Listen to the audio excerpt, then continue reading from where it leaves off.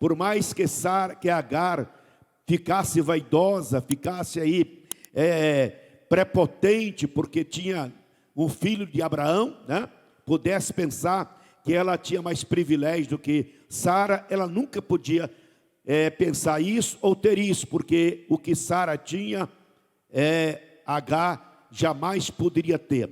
Agar pensou que tinha o que Sara mais desejava, né?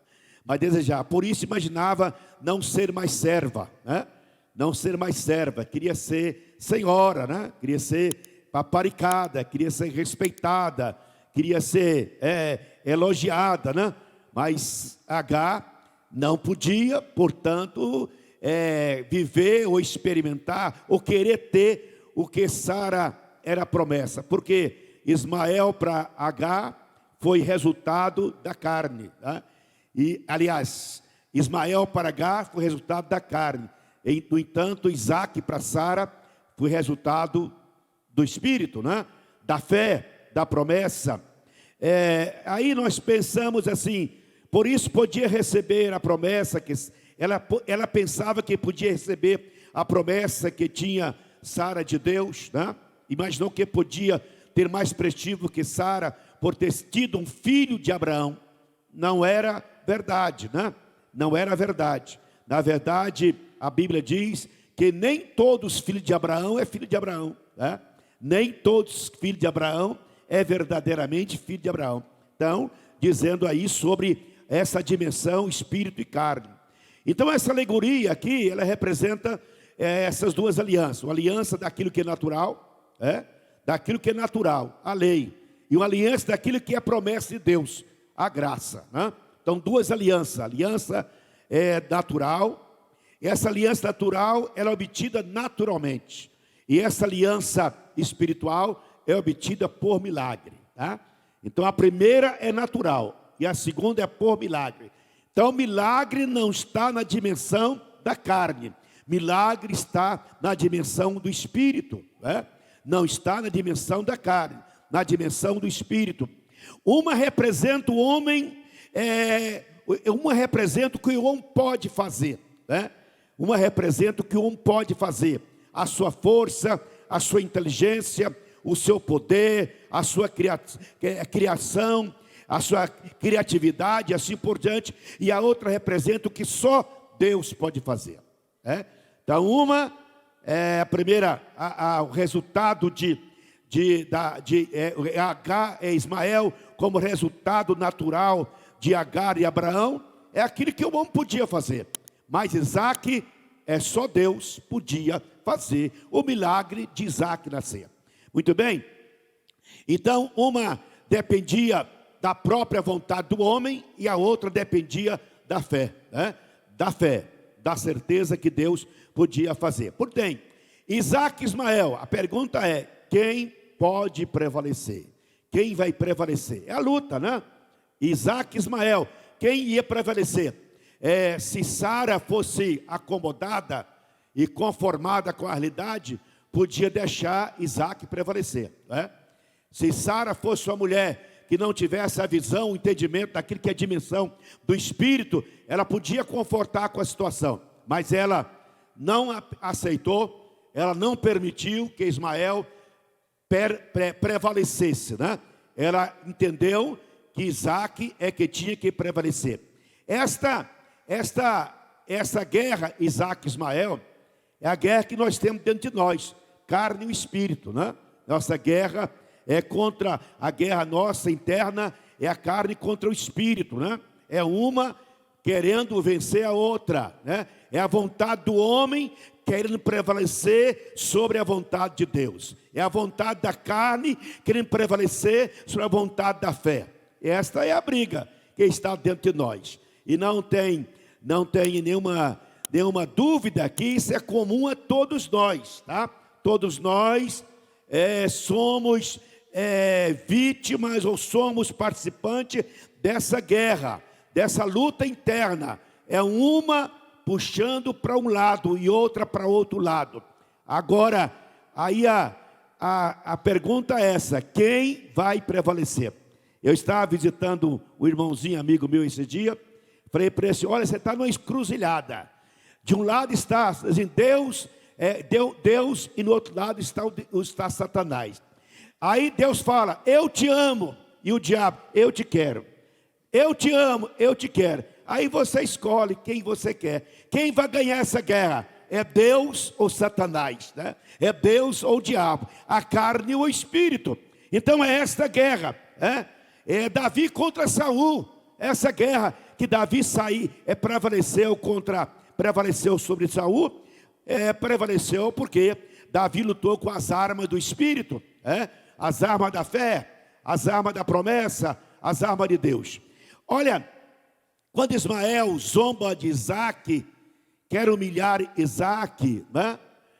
Imagina bem, Ismael zombando de Isaac, humilhando Isaac. Quando isso acontece, torna impossível a convivência, torna impossível, inconveniente, impossível a convivência desses dois. Quando um tem o direito, acha que tem a motivação de zombar do outro, né? Aí pastor, o que isso quer dizer isso? É quando a sua carne zomba do espírito, né? É quando a sua carne prevalece contra o espírito. É quando você brinca com a fé. É quando você insulta a própria fé. É nesse sentido. Aí a convivência nesse aspecto, nessa convivência é impossível. Não dá para conciliar essas duas forças. Uma tem que prevalecer. Não dá 0-0, não dá 2-2, não dá 1-1. Tem que ganhar. Alguém tem que ganhar. Então, ou Isaac ganha, ou Ismael ganha. Porque os dois não vão ficar empatados e levar os dois o prêmio. Os dois não vão ficar. Esse jogo não dá empate e eles não vão levar o prêmio. Só um é que vai levar o prêmio. E aí nós temos que ter essa consciência, né? Que essas duas naturezas, elas não se atraem, não combinam. Uma quer agradar a Deus e outra quer agradar a carne. Esse é o problema. E não pensa você que a natureza que quer agradar a carne é fraca, não. Ela é poderosa, viu? É poderosa, a força da carne é tremenda. Diz a Bíblia que o desejo da mocidade, você tem que fugir dele, né? Porque ele é terrivelmente insultante, perigoso, afrontoso, e muitos foram derrotados pelo desejo da sua própria mocidade. Então, aí nós temos, portanto, o resultado. Ismael é o fruto da carne, que produz escravidão. E Isaac é o fruto do espírito, que produz liberdade. É duas coisas. Ismael, que é o fruto da carne, produz escravidão, diz o texto, né? Isaac, que é o fruto do espírito, produz liberdade. E aí eu digo para você o seguinte, que tudo fruto da carne gera escravidão. Impõe a lei da carne, escraviza para que sejamos prisioneiros de fraquezas, de paixões e debilidades, de imoralidade sexual, de impureza, libertinagem, idolatria, feitiçaria, ódio, discórdia, ciúmes, ira, egoísmo, dissensões, facção, inveja, embriaguez, orgias e coisas semelhantes, bebedice, prática de crimes, violência, uso de droga, alcoolismo e assim por diante. Então, quem permite a vitória da carne prevalecer, ela produz a escravidão. E a pessoa, de alguma forma, vai ser escrava. E, portanto, as práticas que agradam a carne, elas contrariam o espírito. Né? A gente, portanto, tem que ter essa consciência. Consciência dessa guerra em nós. Agora, nós nascemos sob o efeito da carne e dessa natureza carnal. O que nasce de carne é carne. E o que nasce do espírito é espírito, né? Diz a Bíblia, o que nasce da carne é carne. E o que nasce do espírito é espírito. No capítulo 3 de João, nós temos um embate muito interessante. Um embate teológico, né? Entre Jesus e Nicodemos, né? O embate teológico. Nicodemos era um mestre da lei, chegou para Jesus, né? Disse que havia um fariseu chamado Nicodemos, uma autoridade entre os judeus. Ele veio a Jesus à noite e disse: mestre, sabemos que ensina da parte de Deus, pois ninguém pode fazer os sinais milagrosos que estáis fazendo, se Deus não estiver com ele. Conclusão de Nicodemos. Chegou para Jesus, após saber os resultados da sua obra, falou: Jesus, eu estou convicto que o Senhor é de Deus, porque ninguém faz o que o Senhor faz, se Deus não estiver com ele. Aí Jesus respondeu: Nicodemos, ninguém pode ver o reino de Deus se não nascer de novo, né? Aí Jesus aproveitou aquele elogio e deu uma palavra, uma teoria, ou um assunto teológico, que botou Nicodemos quebrado. Aí Nicodemos ouviu isso e falou, Nicodemos perguntou: como alguém pode nascer sendo velho? É claro que não pode entrar pela segunda vez no ventre de sua mãe e renascer. Aí Jesus disse: ninguém pode entrar no reino de Deus se não nascer da água e do Espírito. Da água e do Espírito. O que nasce da carne é carne, mas o que nasce do Espírito é Espírito. Não se surpreenda pelo fato de eu ter dito isso. É necessário que vocês nasçam de novo. O vento assopra onde quer, você o escuta, mas não pode dizer de onde vem, nem para onde vai. Assim acontece com todos que são nascidos do Espírito, né? Então Jesus estava dizendo: olha, Nicodemos, o que nasce da carne vive na dimensão da carne, mas o que nasce do Espírito vive na dimensão do Espírito. É isso que Jesus queria que Nicodemo entendesse. Então, quando a gente pensa na vida de um homem, da pessoa, nós só conseguimos vencer as dificuldades, os embates, né, oriundos da nossa natureza carnal, se não for através deste poder do Espírito, né? Poder do Espírito. Você na carne, você pode jejuar, pode isolar na floresta, pode cortar parte do corpo, que você continua com desejo no coração. E desejo não corta, né? Se pudesse cortar o desejo com a faca, mas não tem jeito, né? Está impregnado em nós. Então, única forma de matar, de impor a força do Espírito sobre o desejo da carne é pelo processo do novo nascimento, né? Novo nascimento. Seja o homem que for, o mais perdido, o mais improvável, Deus ama a todos, mas todos que Deus ama têm que submeter a essa palavra aqui. Deixa que o Espírito Santo assopra na sua vida como Ele quer e faz a obra que Ele quer. Essa obra eu não vejo, ninguém vê, mas Deus está fazendo em cada um de nós. Glória ao Senhor. Amém? Agora veja bem, no livro de Romanos, capítulo 7, versículo 14 ao 24, nós temos Paulo falando sobre a natureza, dessa natureza carnal. Paulo fala bem assim, nesse texto de 7, versículo 14 em diante. Ele fala assim, olha, versículo 7, 14 ao 24. Sabemos que a lei é espiritual. Eu, contudo, não sou, pois fui vendido como escravo ao pecado. Não entendo o que faço, pois não faço o que desejo, mas o que eu odeio. E se faço o que não desejo, admito que a lei é boa. Nesse caso, não sou mais eu quem faz, mas o pecado que habita em mim. Sei que nada de bom habita em mim. Isto é em minha carne. Em minha carne. Então, veja bem, essa palavra foi dita por Jesus. Lá em João capítulo 6, versículo 63, Jesus disse essa mesma palavra que Paulo falou aqui. No capítulo 63, Jesus falou assim: sabendo em seu íntimo que os seus discípulos estavam queixando do que ouviam, Jesus lhe disse: isso os escandaliza?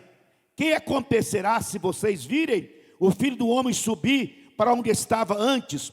O Espírito da vida, a carne não produz nada que se aproveita.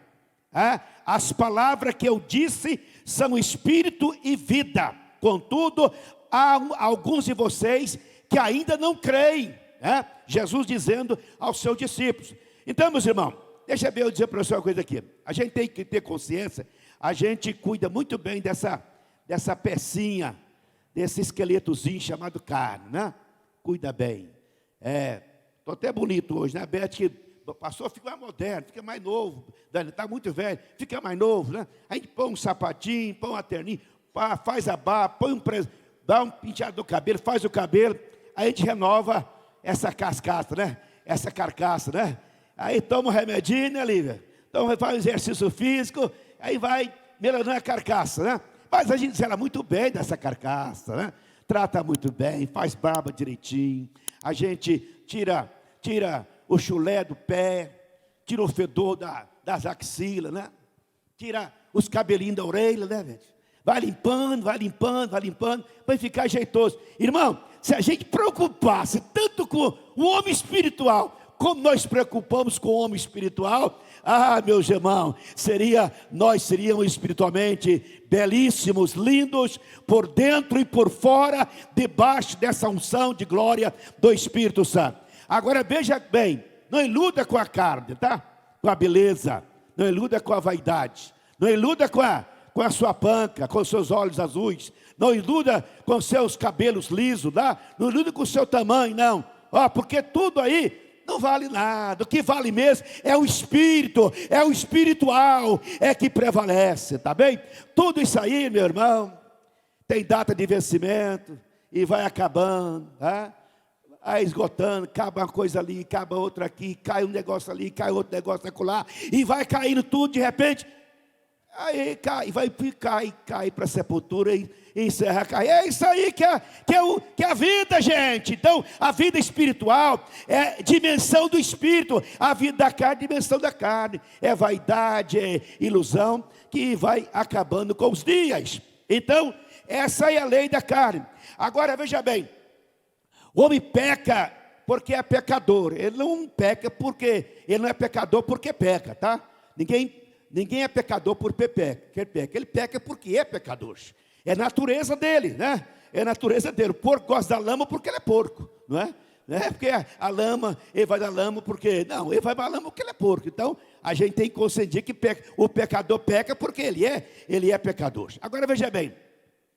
A lei exigia que o homem na carne atendesse à exigência de Deus, né? A lei exigia que na carne, na força bruta do homem, ele conseguisse atender às exigências de Deus quanto à santidade e à justiça, tá? A lei exigia isso, não é? Agora, aí a pergunta é, quem dá conta? Na carne, né? Quem dá conta na carne, atender essa exigência de Deus, né?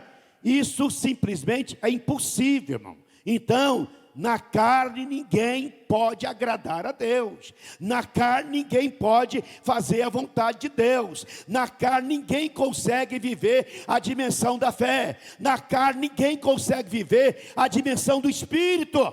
Essa que é a verdade. Aí Paulo fala bem claro: o bem que eu quero fazer, na carne eu não consigo, mas o mal que eu não quero, isso eu faço, né? Porque era a força da carne, da imponência da carne. Então, a gente conclui que na carne é impossível servir a Deus. E Deus não aproveita nada da carne, irmão. A carne, o produto dela é escravidão, o fruto dela é escravidão. Então, louvor na carne, Deus não aceita. Adoração na carne, Deus não aceita. Não é? Jejum da carne, Deus não aceita. Sacrifício da carne, Deus não aceita, não é não? Serviço prestado a Deus na carne, Deus não aceita, não tem valor nenhum. Tudo que a gente for fazer para Deus, tem que ser a dimensão do Espírito. Deus procura os verdadeiros adoradores, que adorem em espírito e em verdade, né? Não é em espírito e em verdade. Olha, o problema é o seguinte: quando a carne domina, a carne domina uma pessoa, essa é a vontade, a força dela, opõe as promessas de Deus. Viver das promessas é coisa de gente que vive no Espírito, né? Viver de promessa é só quem vive da fé. Não adianta você querer, quem vive na carne, viver de promessa, porque ele vai falar: não dá não, amanhã eu tenho que voltar para o sofrimento de novo, para a agonia de novo, porque se eu não fizer, ninguém faz por mim. Agora, na ordem, na lei do Espírito, aí ele fala assim: se Deus quiser, amanhã haverá uma porta aberta, Deus vai abrir uma porta para mim, porque Deus é comigo, e eu sei que Deus ainda faz milagre na minha vida. Então isso é a pessoa que não consegue ainda viver na inspiração, no deleite, na alegria das promessas, né? Na carne não dá crédito à fé, na carne não dá crédito à fé. A carne impõe querer ver, impõe desejo, impõe aquilo que jamais a fé alcança. Então, na carne a gente não pode ser vencido. E a Bíblia declara muito bem que as nossas guerras e contenda que há entre nós ou dentro de nós, vem das paixões que guerreiam dentro de nós, tá? As nossas guerras, as nossas diferenças, essas briguinhas que tem pai e filho, marido e mulher, patrão e empregado, tudo isso aí é produto da carne, é produto da carne.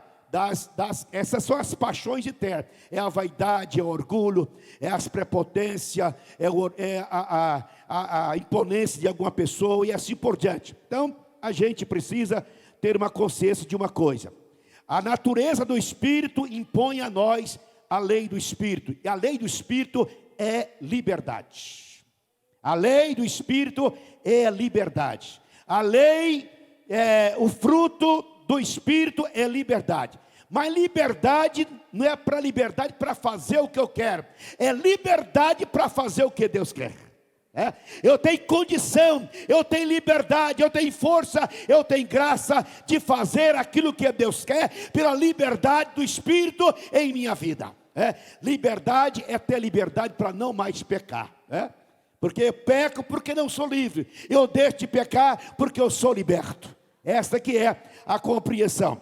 Aí nós temos, portanto, os frutos do Espírito: amor, alegria, paz, paciência, amabilidade, bondade, fidelidade, mansidão e domínio próprio. Alguém pode falar assim: pastor, mas eu conheço alguém que não é crente, não tem fé, não conhece a Bíblia e tem esses frutos. Eu posso dizer para você que esses frutos são frutos falsos, enganosos, passageiros e temporais. Não são fruto do Espírito, porque esse fruto, para ser excelente, tem que ser fruto do Espírito, tá? Agora veja bem, Agar podia até mostrar algumas qualidades, tá? Mas não era essas qualidades, não era inerente à sua natureza, tá? Eu quero dizer assim, Agar podia até mostrar ser amável, ser paciente, ser bondosa, mas não era real, ela estava fantasiando. Então não iluda com as bondades, com a paciência, não iluda com a amabilidade da carne, porque de repentemente você pode virar, você nasce, sabe aquele dia que você nasce com a avó de trás do toco? Você sabe como é que é? Você acabou com bonzinho, é bonzinho, de repente no outro dia sai, mas aqui xingando a vizinhança, xingando o cachorro, pisando no passarinho e chutando tudo que está na frente. É o homem, esse é o homem. Às vezes a gente engana até a gente mesmo, a gente pensa que é bom nada. Pensa que a gente é paciente, é nada. A verdadeira paciência, o verdadeiro amor, a verdadeira bondade e misericórdia vem do Espírito, vem do Senhor. Quando nós fazemos isso, ressonando ou replicando o que está dentro de nós, mediante a obra do Espírito Santo. Amém? Olha, as bênçãos, você pode falar as bênçãos de Agar, as bênçãos de Agar. Agar foi abençoada, pastor. Deus falou com ela, Deus dirigiu os passos dela. Deus abriu uma fonte de água num deserto para ela.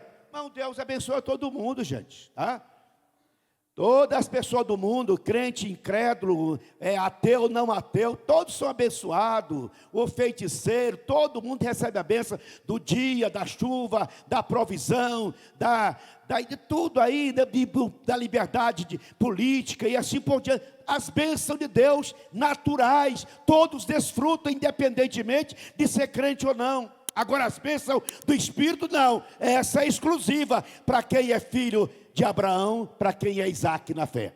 Amém? Aleluia, glória a Jesus. Olha, eu gostaria só para nós estarmos sintonizando aqui nessa palavra, é assim, Ismael era problema para Sara e Abraão, e era problema para Isaac, tá? Era problema. Ismael, ele era motivo de contenda, de briga, briga, contendas, invejas, intrigas, ciúmes, dores de toda espécie. Isaac era o culpado, não era Ismael, certo? Aí acontece que Sara percebeu ainda cedo, né, que olha, eu tenho que expulsar esse rapaz da minha casa, antes que ele acabe com o meu casamento, acaba com a minha vida, acaba com a minha fé, acaba com a minha alegria, acaba com a minha paz, eu tenho que expulsar. A ideia é essa, aplicando para nós. Olha, enquanto você não eliminar da sua vida os desejos, a imposição, a força da carne, as contendas, as intrigas, as invejas, os ciúmes, a desavença vai prevalecer.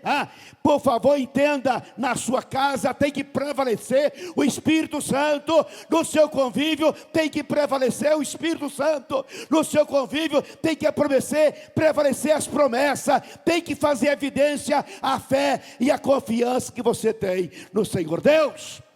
Aleluia! Agora veja bem, a fé, o verdadeiro privilégio espiritual, é resultado de quem crê em Jesus e tem Ele como Filho de Deus, não é? Os rituais, as cerimônias, as tradições, a moral e o costume, não é? Sem a verdadeira confiança e a certeza que Jesus Cristo é o Filho de Deus, nada disso tem sentido, tá? Muitas pessoas, não adianta você ter os direitos, os privilégios dos judeus, né? Do judeu, adoção de filho, glória de Deus, aliança, concessão da lei, adoração no templo, as promessas, os patriarcas, tudo isso você pode ter. Mas se não tiver a fé em Jesus como Cristo, o Filho de Deus, nada disso vale, tá? Eu quero dizer para você, pode ter todo o privilégio que você pensa imaginar, todo o privilégio, ser bonito, ser rico, né? Ser assim, ter alguns privilégios políticos, econômicos, tudo pode ter, tudo que você ser um moralista, tudo isso pode ter, mas se não tiver Jesus Cristo como Senhor da sua vida, nada disso faz sentido. O que faz sentido é nós cremos em Jesus Cristo como Filho de Deus e aquele que dá o direito a nós a termos a dimensão do seu Espírito. Aleluia! Agora, eu queria encerrar com vocês aqui esta noite. Quero ler mais uma vez aqui em Mateus, capítulo de número 21, versículo 18 ao 22. Fala bem assim: de manhã cedo, quando voltava para a cidade, Jesus teve fome.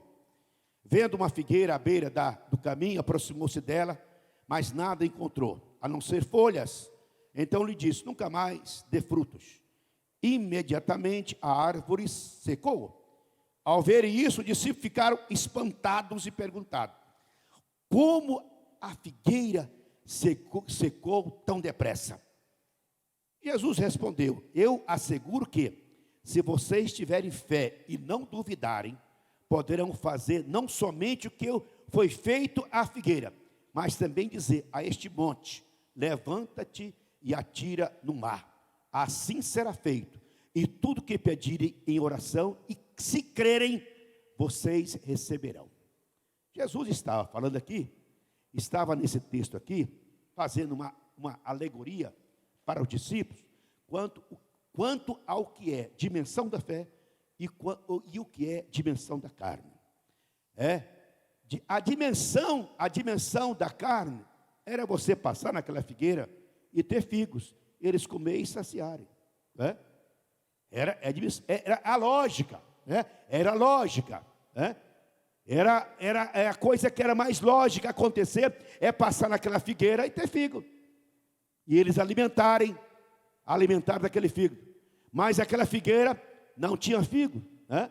E Jesus nunca mais nasce figo dessa figueira. E no outro dia de manhã, aquela figueira estava seca. Qual que é a relação deste ponto com o que eu estou falando? Jesus está falando, se tivesse figo aqui, vocês iam alimentar, porque é na lógica humana, né? O fruto, a figueira produz fruto, vocês alimentam de fruto, atende às suas necessidades. Mas eu quero dizer para vocês que tem uma dimensão que está acima da lei natural, é a dimensão do Espírito. Na dimensão do Espírito, vocês fazem coisa muito maior do que esta. Na dimensão do Espírito, vocês fazem coisa muito mais significante e muito mais importante do que essa. Na força do Espírito, você é capaz de falar, monte, sai daqui e vá para ali. Qual que é mais fácil? Falar para uma figueira ou falar para um monte? Qual que é mais fácil? Qual que é mais difícil, vocês querem? A pergunta inversa. Qual que é mais difícil? Falar para a figueira secar ou para o monte sair do lugar e ir para outro lugar? Para a fé não tem dificuldade. O que Jesus está falando assim, olha, no mundo espiritual, na dimensão do espiritual, tudo é possível. Na dimensão do espiritual, o que vocês pedirem pode ser alcançado. Na dimensão espiritual, eu estou tratando com vocês com coisas que vai além do possível, da lógica, do natural.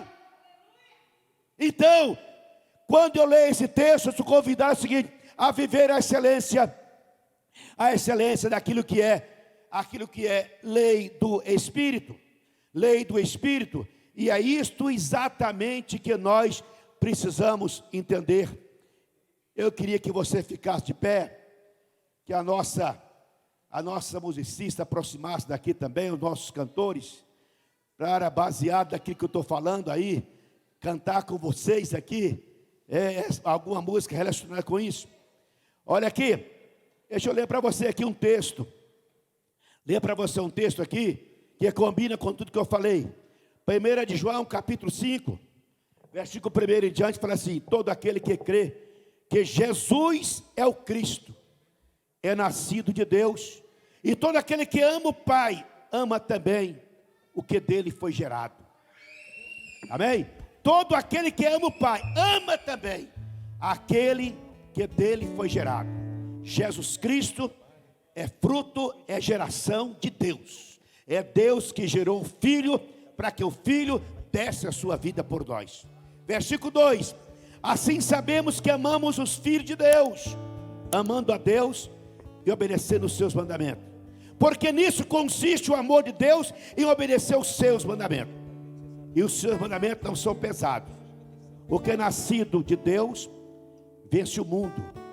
Porque nascido de Deus vence o mundo. O mundo é o inimigo tremendamente combatível, né, contra a nossa vida espiritual. Mas o que é nascido de Deus vence o mundo. Os desejos mundanos, os prazeres mundanos, as riquezas mundanas, né? Aí, o que é nascido de Deus vence o mundo. E esta é a vitória que vence o mundo, a nossa fé. Quem é que vence o mundo? Somente aquele que crê que Jesus Cristo é o Filho de Deus. Este é aquele que veio por meio de água e sangue. Jesus Cristo, não somente por meio de água, mas por água e sangue. E o Espírito é quem dá testemunho, porque o Espírito é a verdade. Oh, glória a Jesus. Meu irmão, nós somos filhos de Abraão. Nós somos filhos da promessa.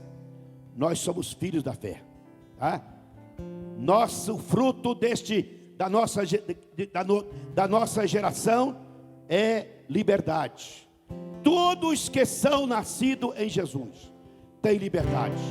E onde há o Espírito de Deus, aí há liberdade. Nós somos filhos da promessa, filhos da fé, tá?